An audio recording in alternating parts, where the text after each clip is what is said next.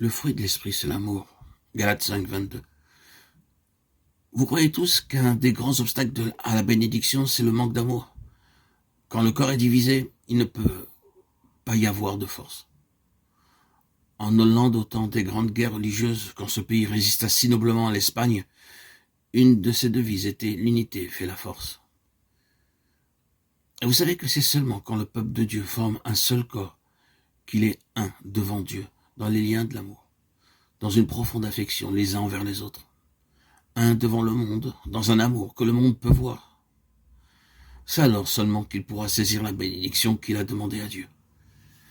Rappelez-vous que si un vase, au lieu d'être entier, est en morceaux, il ne peut être rempli. Vous pouvez mettre un peu d'eau dans un tesson qui est un débris de vase.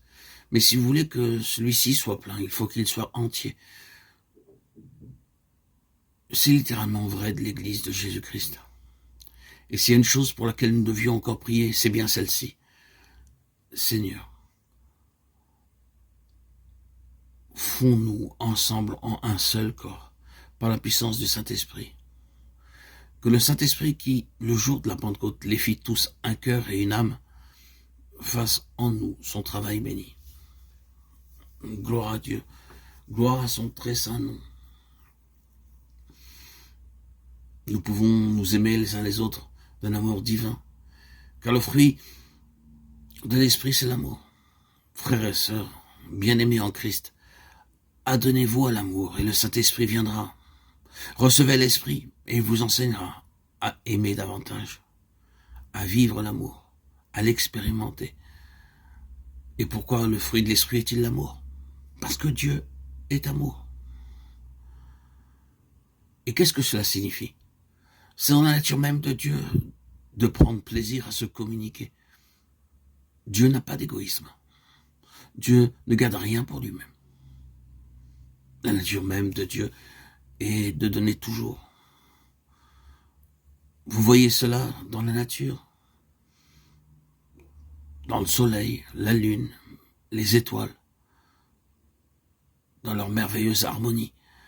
Vous le voyez aussi dans chaque oiseau de l'air, dans chaque poisson de la mer. Dieu donne sans cesse.